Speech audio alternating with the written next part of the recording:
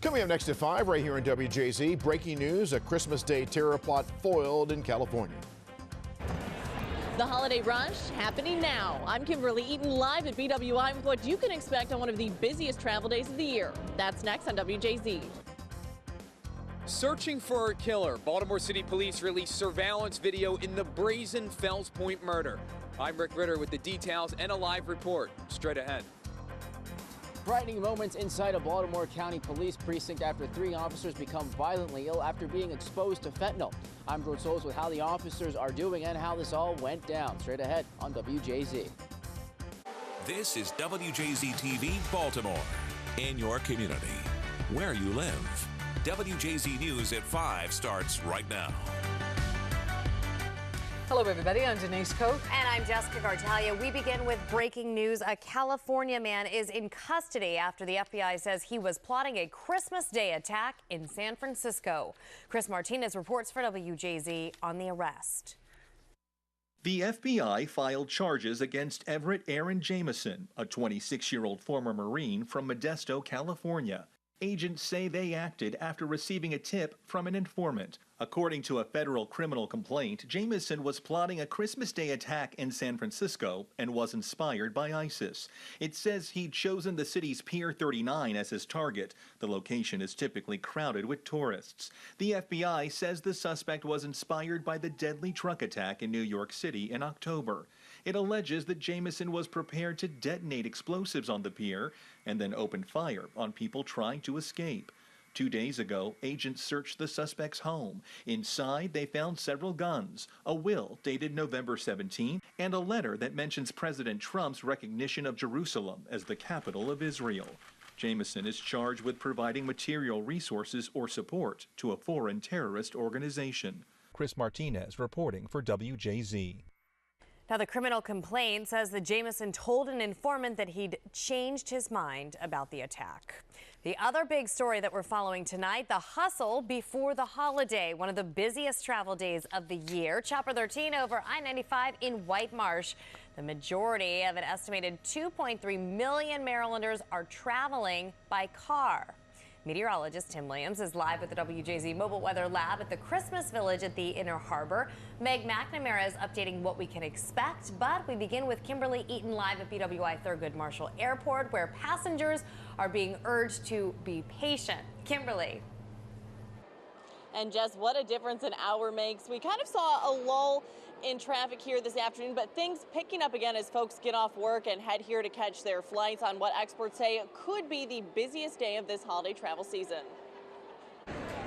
It's the hustle before the holiday as 2.3 million Marylanders leave home, making Friday one of the busiest travel days of 2017.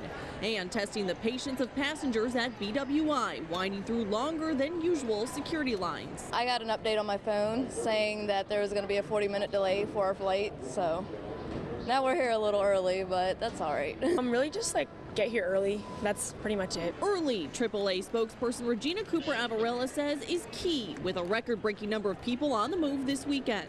Give yourself ample time, make sure you're there in time to go through the TSA screening and to make sure you pack your patience. 107 million Americans predicted to travel this holiday, most hitting the road. The rest are leaving the driving to someone else. 6 million people will head to the airport and another 4 million will hop on trains, buses, or cruise ships. So no matter which mode you choose, travel experts say plan for crowds, traffic, and higher wait times at security, and hope for this. Yeah, it looks pretty good right now.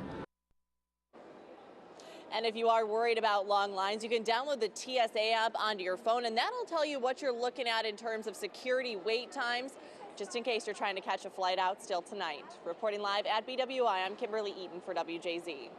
All right, thank you, Kimberly. Now let's get an update on the holiday forecast with meteorologist Tim Williams. He's live at the WJZ Mobile Weather Lab, and Meg McNamara. She is in the Weather Center. Let's go over there first. Meg? Hi, Denise. Well, certainly folks in New England are looking at some travel challenges as they are looking at snow. So some snow has already fallen. There is more on the way. We are expecting freezing rain overnight, and we know that, yes, those icy conditions make it so rough for travel. As we move move down south, a different picture. Fog there in New Orleans, so that could slow you down out on the road and could be an issue as flights try to get out of there. In Seattle, rain. It does look like dry there for folks in Oregon with even a mix of sun and clouds. The good news is no issues for BWI at this point that are weather related. So we are expecting, though, some rain overnight. Meteorologist Tim Williams, he is at Christmas Village with a look at what we can expect as we move into our holiday weekend. Hi, Tim. Well, hello, Meg. Good evening, everyone. This Christmas Village is alive and well. The lights are on, the music is playing, and folks are really getting an early start on this Christmas weekend. And the weather overall is going to cooperate, at least nothing that's going to stop your travel. We're here with the Mobile Weather Lab sitting at 50 degrees. Now, the normal high is 43 for this time of year, and even with the sun down and next to the water, we're still sitting at 50 degrees. And that's an indication of what we have going into at least tomorrow with the temperatures on the warm side. Let's look at the temperatures around the region across the state. We're seeing daytime highs around 50 degrees, and we're coming down from that now. So we're sitting at 48 degrees at BWI Thurgood Marshall, 48 in Ocean City, 46 in Oakland at this hour, 46 in Westminster and in Frederick, and 55 degrees down in the nation's capital. A little chillier as you see over toward Rock Hall and Bel Air, checking in at 27 degrees. Let's look at your forecast around the country. Meg showed you the travel forecast if you're planning on leaving and going into any pockets of the country. But what's moving our way? Well, we have warm air setting up shop along the eastern seaboard. For us, what that's going to mean is temperatures getting up to about 60 degrees for your Saturday, but not far behind. There is snow just down from the Great Lakes, colder air moving in from the Midwest, and that is all going to start coming our way. And by Christmas Eve into Christmas Day, we'll be feeling temperatures that feel every bit of Christmas. We'll talk about that coming up in your complete first warning forecast. We'll also have more on this German Christmas village that's here through Christmas Eve. We'll have your complete first warning forecast coming up in just a few moments. For now, meteorologist Tim Williams sending it back to you on Television Hill. Well, thank you, Tim and Meg. And remember, download WJZ's weather app to keep track of our changing weather. You can get hourly, daily, and extended forecasts, plus severe weather warnings. Search WJZ Weather and get our app. Baltimore City Police released surveillance footage of two men they say are behind the murder of a popular piercing artist at the Baltimore Tattoo Museum. Jim Forrester was gunned down while on the phone with his wife. WJZ is live at City Police headquarters tonight. Rick Ritter updates us on this investigation. Rick? Well, Jess, we heard from a very frustrated TJ Smith, who is sick of these brazen crimes and the violent repeat offenders who make their way back on city streets to commit them. It looks like this was a robbery that quickly took a tragic turn. Chilling surveillance video shows two suspects walking casually down the street, just moments before police say they murdered 43-year-old Jim Forrester. I have to maintain my composure and frustration level, but if this doesn't infuriate you, then you really are misplaced with the problem. Monday night, Forrester, known as Reverend Jim, stepped outside of work at the Baltimore Tattoo Museum in Fells Point. A phone call with his wife turned to an attempted robbery.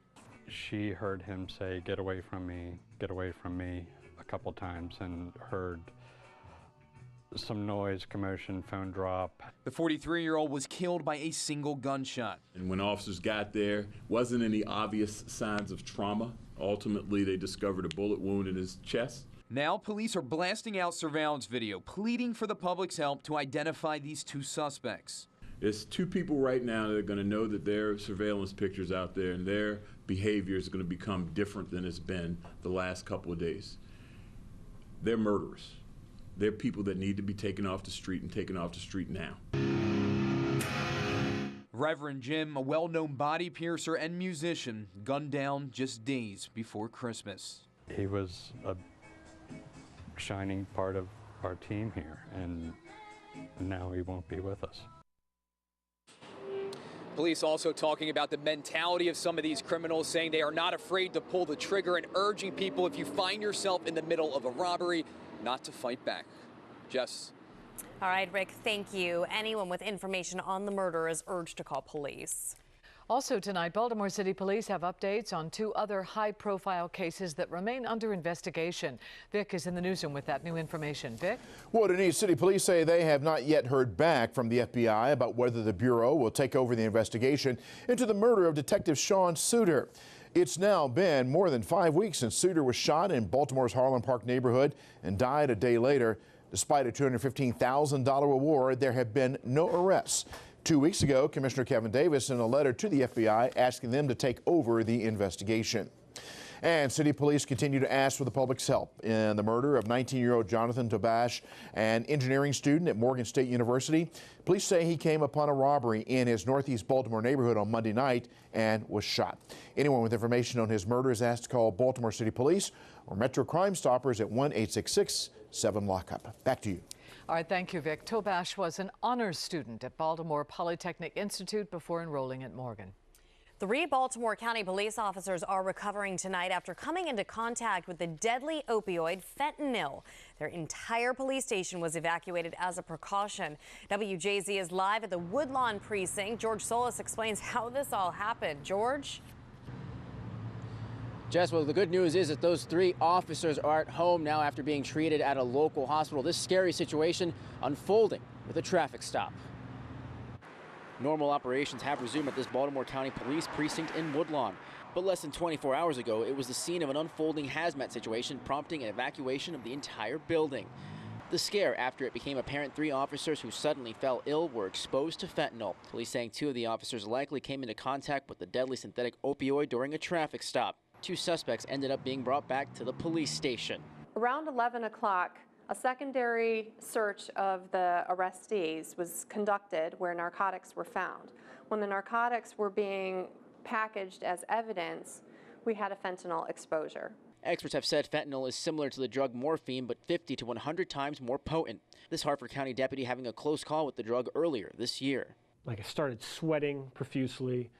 My face started burning. Fentanyl-related deaths have been steadily increasing over the years. In 2016, the state recording more than 730 deaths. It's unclear how much fentanyl the officers may have been exposed to, but experts say an amount no larger than a tip of your finger can be lethal. Now, police say it took about 12 hours to decontaminate the police station.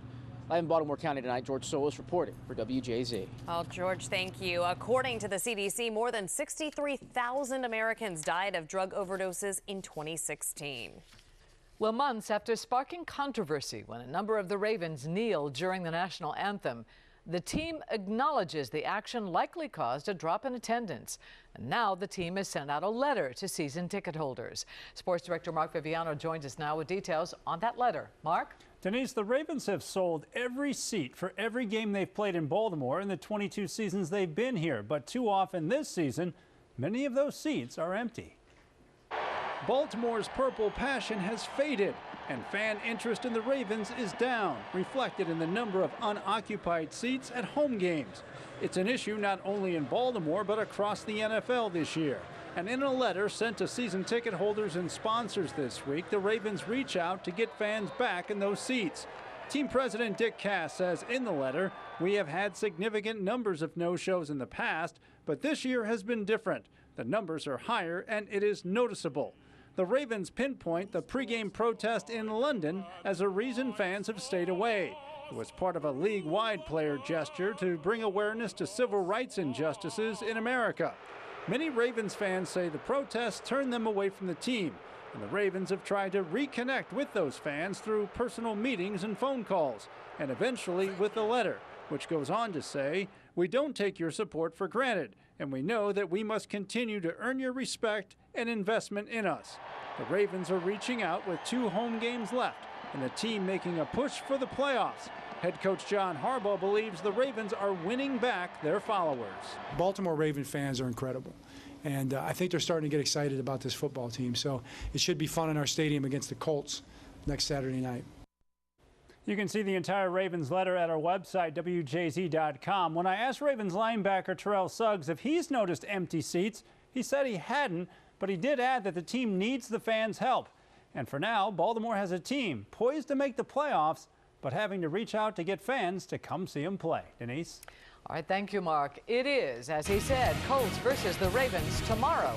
Remember to tune in to our special pregame show. Mark will be standing by live immediately after college basketball. And then stay with us as the Ravens and the Colts kick off at 4:30. If you don't have a ticket, you can see the game live right here on WJZ. Well, still ahead on WJZ News at 5. Oh, my God. happy tale, how Biscuit the dog got loose, and the emotional reunion with his family. Fraud alert. Oprah Winfrey's image and name being used to lure unsuspecting people. The scam and how Oprah is responding. And deadly bus crash, the latest on the investigation into the tragedy that claimed American lives in Mexico. And the big question, will it be a white Christmas? Meteorologist Tim Williams and Meg McNamara are back with the updated First Warning forecast.